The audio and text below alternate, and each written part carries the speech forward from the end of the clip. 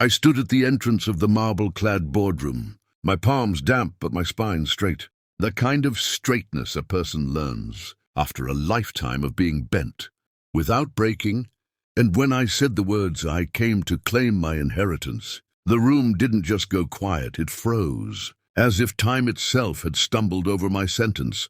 And then the man at the head of the table laughed, a deep, polished laugh that echoed off glass walls and framed oil paintings, the laugh of a self-made millionaire who had never once believed the past could reach up and grab him by the collar, and his laughter infected the others. Executives in tailored suits exchanging amused glances, some smirking openly, others hiding it behind coffee cups and tablets, because to them I was nobody, just another desperate face who had somehow slipped past security. Wearing a simple jacket, no watch worth noticing, no pedigree worth respecting, and yet I didn't flinch, because I had practiced this moment in my head for years, through nights when hunger was louder than hope, through mornings when rejection letters arrived like clockwork, through memories of my mother counting coins at the kitchen table and telling me stories about a man who once promised her the world and then vanished, a man whose name now gleamed in steel letters on the side of this very building, the same man who wiped tears of laughter from his eyes and leaned back in his leather chair, finally saying, "Security will escort you out."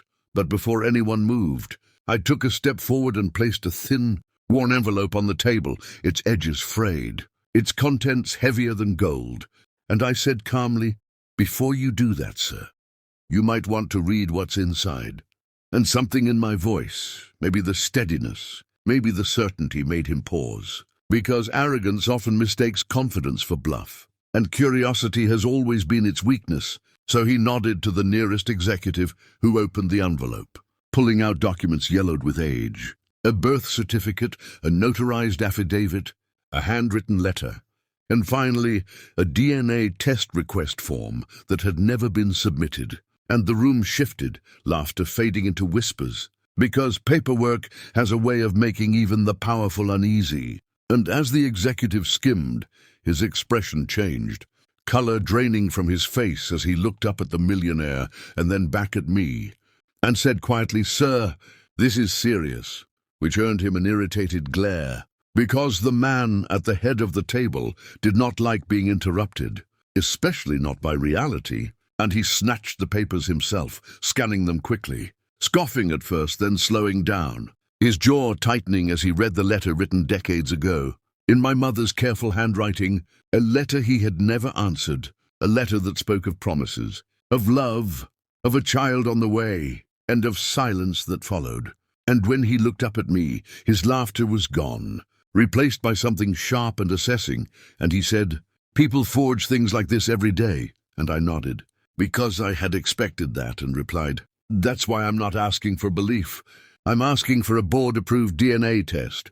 And now the board members stirred, because this was no longer entertainment, this was risk, and risk made them uncomfortable. And one of them, an older woman with silver hair and eyes that missed nothing, asked, "If this is a lie, what do you gain?" And I answered nothing, and then added, "But if it's the truth, I gain what was left to me."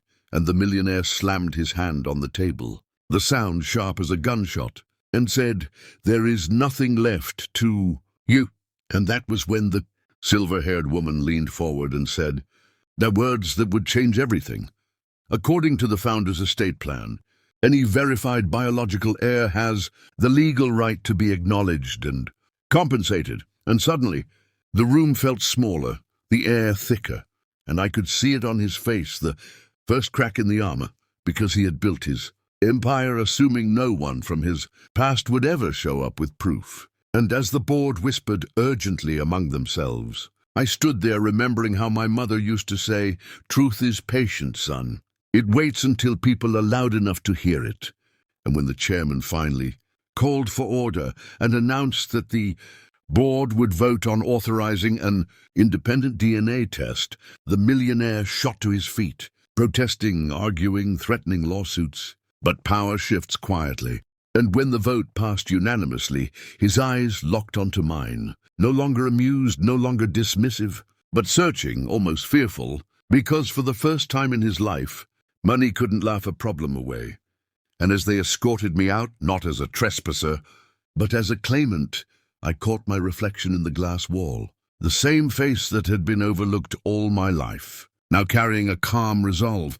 And I thought of my mother, of the promise she never saw fulfilled, and of the truth that had finally walked into the room uninvited. And as the elevator doors closed, I knew this was only the beginning, because the test would confirm what I had always known. And when it did, nothing in that boardroom would ever be the same again. And if you're listening to this story and you believe that truth, patience, and resilience still matter in a world obsessed with power and appearances, then stay with me, because Chapter 2 will show you what happens when laughter turns into shock and denial turns into reckoning. And if stories like this ignite something inside you, don't forget to subscribe to this channel, because every story we tell is a reminder that no matter how small your beginnings are, the truth can still rewrite your ending.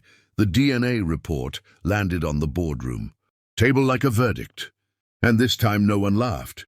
Because numbers don't lie, and blood remembers even when people forget. And the millionaire's face, once carved from confidence, collapsed into disbelief as the chairman read the confirmation aloud, officially naming me the legal heir he never planned for. And in that moment, the power in the room shifted silently.